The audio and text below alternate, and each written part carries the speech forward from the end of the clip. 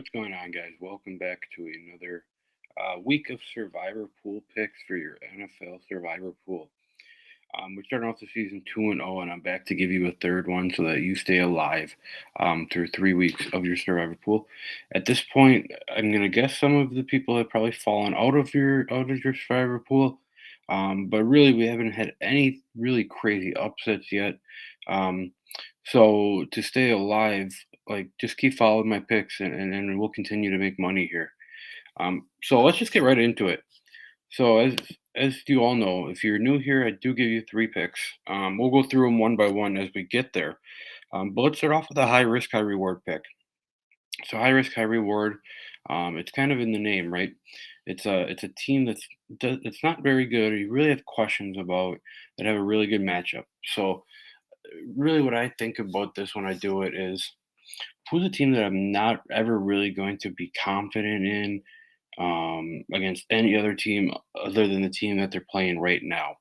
So looking through the Week 3 NFL schedule here, there is one game that has kind of stuck out to me with that, and that's the New Orleans Saints and the Seattle Seahawks. So with this game, again, it's one of those situations where Seattle's not a bad team. They're in the high risk, high reward category because I have questions about them. I don't really know what they are with the team. Like, I think Sam Darnold's fine. I think their run game's fine. The receivers are fine. Their offensive line, I think, could use a little bit of work, but I think their defense is good. Now, saying all that, is Seattle really a team that you're going to be confident on a week to week basis to, win games and make it to the playoffs and do some damage in the playoffs? I don't think so, but I think that they're good enough to be a team that can upset those teams that are really looking to make a push to the playoffs. Anyways, in this game, like Seattle is certainly the pick over New Orleans here. New Orleans, for whatever my money's worth, I think they're probably the worst team in the NFL. On the offensive side of the ball, like other than Alvin Kamara, the second best option this year has been Jawan Johnson. And while I like Jawan Johnson as a team that's looking to, show some dignity, I don't know that Jawan Johnson can be your second option. And you still be a team where you you are competing at a level in the NFL. Um, so what I think Seattle can do in this is, I think it can make Spencer Rattler a little, get him a little out of his game. He's going to throw the ball around. He's going to throw the ball for grabs. He's going to put the ball on the ground. And especially with Seattle's corners and safeties, I do think that they can play a lot of man coverage and win a lot of man coverage in this. New Orleans has fine receivers; they're nothing special. I think Seattle does have the matchup one there, though, in the cornerback room. On the offensive side of the ball, Seattle should be able to run the ball in this game. And we know that Seattle wants to run the ball with Clint Kubiak as the offensive coordinator, with Mike McDonald as the head coach. So I would imagine there's probably a healthy dose of a Ken Walker and a Zach Charbonnet 1-2 punch. And that's only going to help set up, Cooper Cup and Jackson Smith and Jake Wood to work underneath. Um, Sam Darnold should be able to get comfortable in this game, especially if that run game gets going. We saw kind of what we did last year with the Vikings. Once that run game gets going, how we can kind of settle in, go through all of his progressions, and hit the open receiver, hit the right guy. One guy who I think can really, expand upon what he did last week is Torrey Horton in this game. He scored last week. This guy's a stud coming out of Colorado State.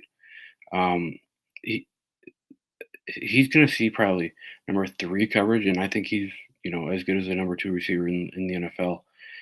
So I don't hate if you're betting, doing another anytime touchdown to Torrey Horton here. Um, so high risk, high reward. Again, it's kind of a cop out because they're not that bad of a team. But I just have questions through the first 2 weeks. Is the Seattle Seahawks? So our next one is our value pick of the week. So our value pick is one of those teams that maybe this is where Seattle should have been, but one of those teams that's not a Super Bowl contender, not the worst team in the league, but a somewhat average team that has a good matchup this week. And looking through, one immediately stands out to me, and that's right here. This first game on Sunday, it's the Atlanta Falcons at Carolina Panthers. So we saw what Atlanta was able to do last week and kind of really shut down that, you know, the Minnesota offense that a lot of people were claiming were very dynamic, and myself too. I was claiming that um, they made JJ McCarthy uncomfortable, sending pressure at him, not letting him get comfortable, and I think that's a similar recipe against Bryce Young and the Panthers here. Whatever you say about Bryce Young, it still looks like that he is not fully ready to be an NFL quarterback in my mind. He's still making some mistakes. And I don't necessarily know that his offensive line is really helping him out that much. He's a guy who certainly has the ability to be an NFL quarterback, but he's a guy who felt like he could use 3 years behind Andy Dalton. I get that the Panthers are not a very good franchise, and that those fans would have rioted had that happened. But really, in order to develop that quarterback, that strong, chemistry, that strong leadership, strong knowledge of the game, sitting behind a veteran quarterback might have worked better for the Panthers here.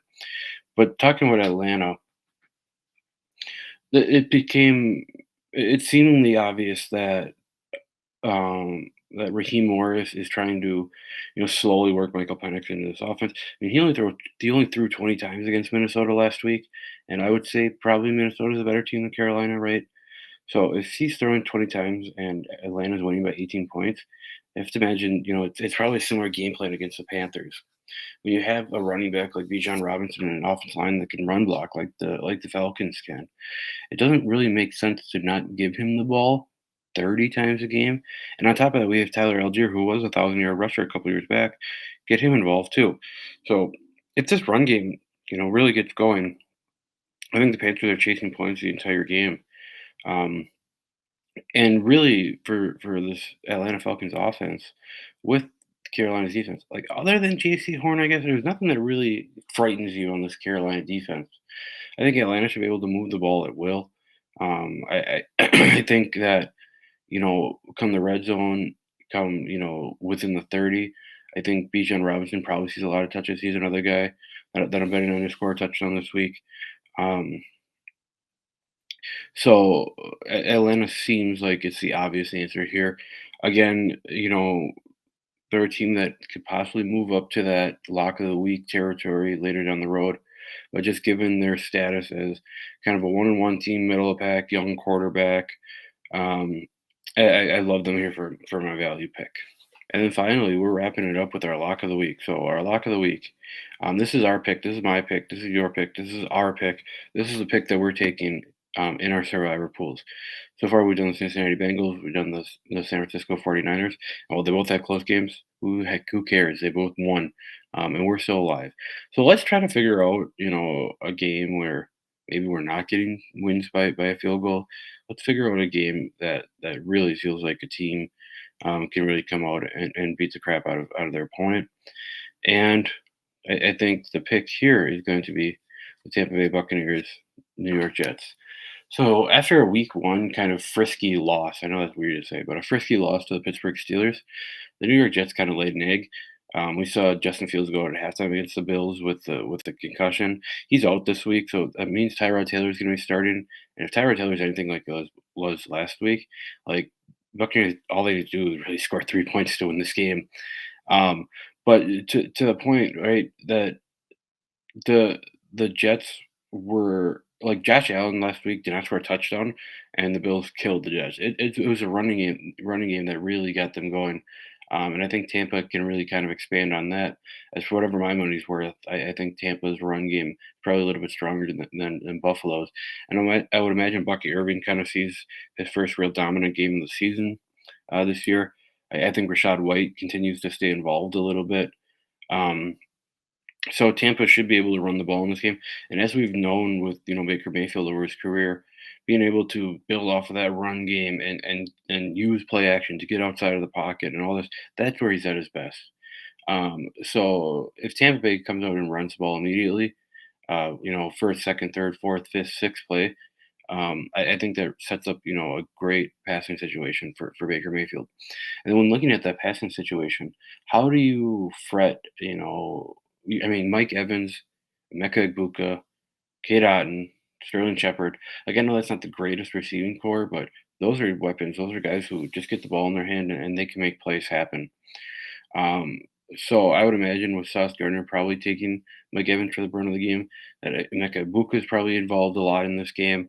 Can he continue the touchdown streak? I would love to see it.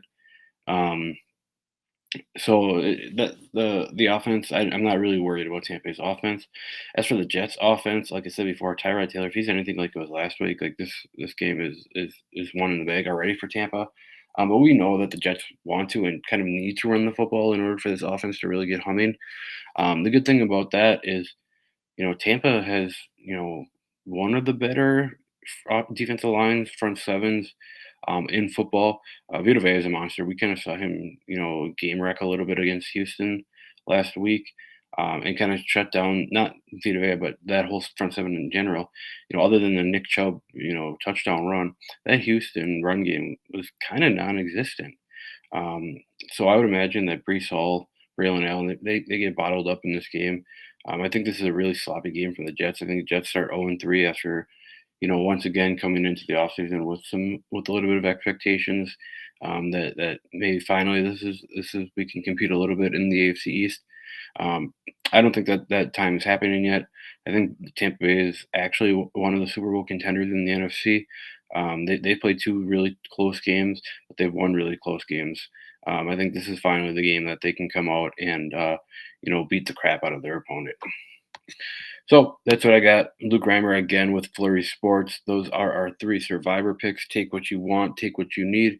Take the Tampa Bay Buccaneers to move on in your survivor pool, and you will be very happy, I promise you. Thanks, everyone. Hope to see you next week. Bye. Fuck yeah!